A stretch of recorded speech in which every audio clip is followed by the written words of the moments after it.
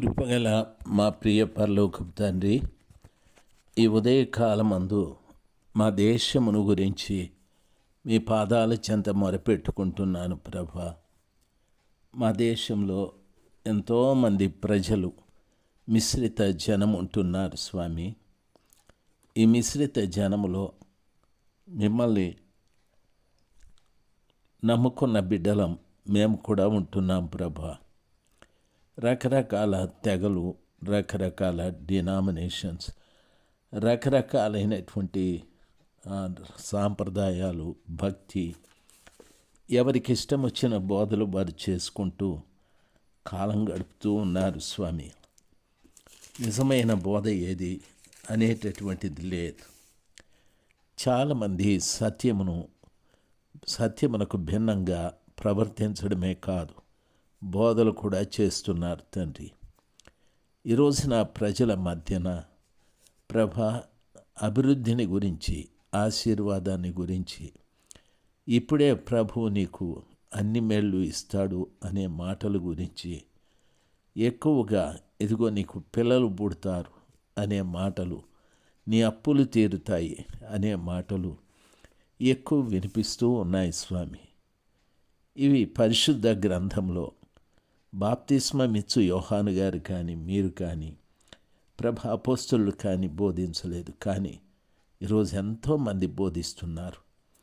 ఇవి తప్పుడు బోధలని, వాటిని మీరు మార్చుమని ప్రార్థిస్తున్నాను. ఈ బోధల చేత చాలామంది ప్రజలు వేలకు వేల వాళ్ళ దగ్గర పరిగెత్తుకుంటూ వెళ్తున్నారయ్యా. ఓ చక్కటి ఉపదేశాన్ని బోధించే సేవకులను లేపుమని మీ పాదాల చెంత మొరపెట్టుకుంటున్నాను. యేసు ప్రభు నామంలో ప్రార్థిస్తున్నాను తండ్రి. Amen, amen. డిసెంబర్ మాసం 19వ తారీఖు 2025 శుక్రవారం. ప్రియులారా, గమనించాలి. దేవుని వాక్యం సెలవిచ్చిన రీతిగా ఎజ్రా గ్రంథము 10వ అధ్యాయంలో 2వ వచనాన్ని మీకు చెప్పాను. షకన్య అంటే యెహోవా నివాస స్థలమని అర్థం. దేవుని నివాస స్థలంలోకి వెళ్ళిన ప్రతివాడు కూడా ఖచ్చితంగా తానెవరో తెలుసుకుంటారు, తన పరిస్థితి ఏమిటో తెలుసుకుంటారు. షకన్య ఎజ్రాతో మాట్లాడుతూ, మేము దేశమందు అన్య జనములలోని స్త్రీలను పెళ్లి చేసుకున్నాం, మా దేవుని దృష్టికి పాపం చేస్తిమి. అయితే ఈ విషయంలో ఇశ్రాయేలీయులైన మేము మా నడబడి దిద్దుకొందుమని నిరీక్షణ కలదు అంటున్నాడు. ఎజ్రా తాను ప్రజల విషయమై, తన విషయమై మేము పాపం చేశాం, ఈ జనంతో మేము వివాహాలు చేసుకున్నాం, ఇశ్రాయేలీయులమైన మేము మా నడబడి దిద్దుకుంటాము అనే నిరీక్షణ మాకుందని చెప్పాడు. ఈరోజున నడవడి గురించి మనం తెలుసుకోవాలి. మందిరానికి వెళ్ళే ప్రతి బిడ్డ కూడాను ఆలోచించవలసిన విషయం, దేవుడే మన నడతను సరిపెట్టాలి. పరిశుద్ధ గ్రంథమైన బైబిల్లో సామెతల గ్రంథం 20వ అధ్యాయం 24వ వచనంలో ఈ రీతిగా రాయబడి ఉంది. ఒకని నడతలు యెహోవా వశం, తనకు సంభవింపబోవున్నది ఒకడెట్లు తెలుసుకొనగలడు. కాబట్టి ఒకని నడతలన్నీ కూడా దేవుని వశంలో ఉన్నాయి. నిన్న ఏం జరిగిందో నాకు తెలుసు, ఈరోజు ఏం జరగబోతుందో తెలియదు, రేపు నా పరిస్థితి ఎలాగుంటుందో అసలు తెలియదు. అంటే ఇవన్నీ కూడా దేవునికి తెలుసు. ఆ కృప కలిగినటువంటి దేవుడు మనకు సంభవింపబోవున్నది మనకు తెలియదు గనుక అవన్నీ కూడా దేవునికి తెలుసు. అందుకని కృపగల దేవుడు మన నడతల్ని దేవుని వశంలో పెట్టుకుంటే మంచిది. హోషేయ గ్రంథం 11వ అధ్యాయం 3వ వచనంలో ఈ రీతిగా రాయబడి ఉంది. ఎఫ్రాయిమును చేయి పట్టుకుని వానికి నడక నేర్పిన వాడను నేనే. వారిని కౌగులించుకొనిన వాడను కూడా నేనే. నేనే వారిని స్వస్థపరిచిన వాడనైనను. ఆ సంగతి వారికి మనస్సున పట్టలేదు. ప్రియులారా, గమనించాలి.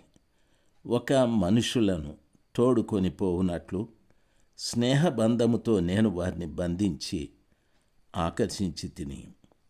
ఒకడు పశువుల మీదికి కాడిని తీసినట్లు నేను వారి కాడిని తీసి వారి ఎదుట భోజనము పెట్టి తిని. ఎఫ్రాయిమీయుల గురించి ప్రభువు చెప్పిన మాట. నేను వారి చేయి పట్టుకున్నాను, వారికి నడక నేర్పిన వాడును నేనే అని. కృపగల దేవుడే మన నడకను నేర్పాలి. ఎఫ్రాయిము అనేటటువంటి మాటకు అర్థం ఏమిటి అని అంటే, ప్రియులారా, దేవుని ఇల్లు, రెండింతల ఆశీర్వాదము అని అర్థం. ఈ రోజున రెండింతల ఆశీర్వాదానికి కారకులు ఎవరంటే, మన నడతలను ప్రభుల వారు స్థిరపరిచి, ఆయన స్థిరపరిచిన ప్రకారంగా నేను నడవడం ప్రారంభిస్తే ఈ లోకమందు నాకు ఆశీర్వాదం ఉంటుంది, పరలోకమందు కూడా ఆశీర్వాదం ఉంటుంది. రెండింతల ఫలం నాకు కలుగుతుంది. కాబట్టి నేనే ఆ ఎఫ్రాయిముని. వాక్యం వింటున్న నీవే ఆ ఎఫ్రాయిము. ఆ కృపగల దేవుడు నీ చేయి పట్టుకొని మనకు నడక నేర్పినవాడు ఆయనే. నేను ఎక్కడెక్కడో తిరుగుతూ ఉంటిని, ఎవరెవరితోనో తిరుగుతూ ఉంటిని. అవన్నీ దేవునికి ఇష్టం లేని స్థలాలు. ప్రభుల వారు నిజంగానే నేను గతంలో నడిచిన నడతల్ని బట్టి చాలా దుఃఖించాడు. అయితే ప్రభుని సమీపించి, ప్రభా, నా నడతను సరిదిద్దండి అని నేను పశ్చాత్తాపపడి ప్రార్థించాక ప్రభు నా చేయి పట్టి నా నడకలను ఆయన నేర్పాడు. నీ పరిస్థితి కూడా అంతే. ప్రభుల వారు నీ చేయి పట్టుకుని నీ నడక నేర్పాడు కాబట్టే నువ్వు వాక్యాన్ని చదువుతున్నావు, ప్రార్థన చేస్తూ ఉన్నావు, దేవుని పని చేస్తున్నావు, దేవుని పని కొరకు సహాయము చేస్తున్నావు. ఈ రీతిగా ఎన్నో ఉపవాసాలు ఉంటున్నావు, ప్రార్థనలు కూడా చేస్తున్నావు. ఎన్నో. ప్రియులారా, గమనించాలి. ప్రభు పిల్లలతో చక్కటి ఐక్యత కలిగి జీవిస్తూ ఉన్నావు. ఇవన్నీ కూడా నేర్పినవాడు ప్రభువే. అందుకని ప్రభు మనల్ని కౌగిలించుకొనిన వాడు. నేనే వారిని స్వస్థపరిచాను. పాప రోగము నుండి ప్రభుల వారు మనకు స్వస్థతనిచ్చాడు.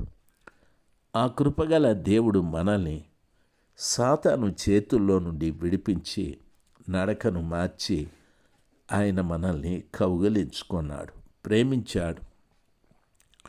ప్రియులారా, స్వస్థపరిచాడు ఆయన.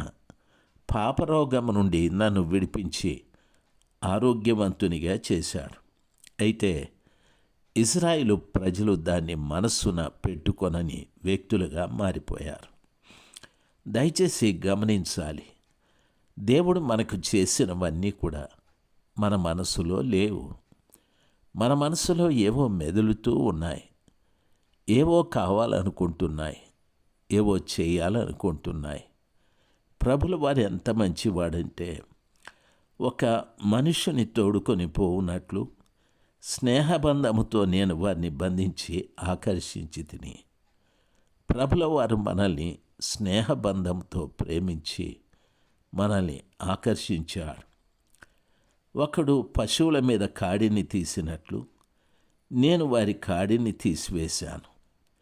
సాతాను కాడిని మన మెడ మీద నుండి తీసివేశాడు. మన ఎదుట ఆ కృపగల దేవుడు భోజనము పెట్టాడు. ఎన్ని చక్కటి సదుపాయములు కలుగజేశాడు ఆ పరలోకపు తండ్రి.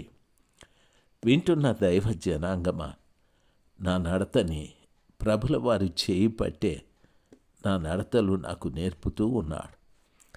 ఆ కృపగల దేవుడు ఎప్పుడు నీతోనే ఉన్నాడు, నాతో ఉన్నాడు.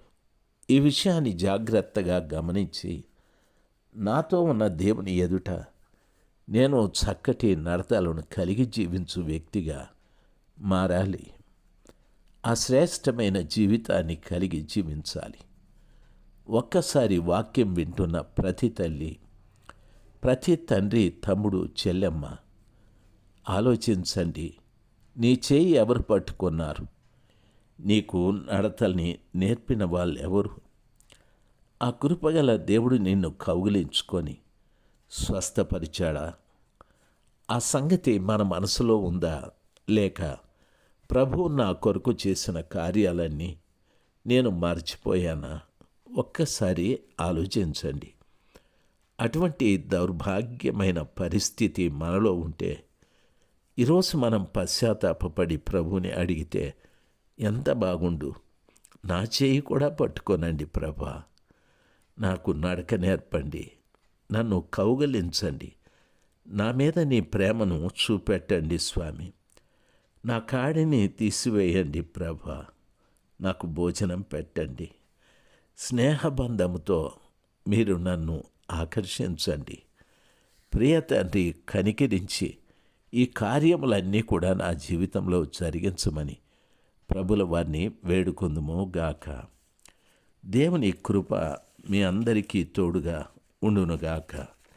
ప్రియులారా, ఎజ్రా గ్రంథంలోటి ఈ విషయాలు దినదినము మీరు వింటూనే ఉన్నారు. 10వ అధ్యాయము 2వ వచనము పూర్తి అయిపోయాది.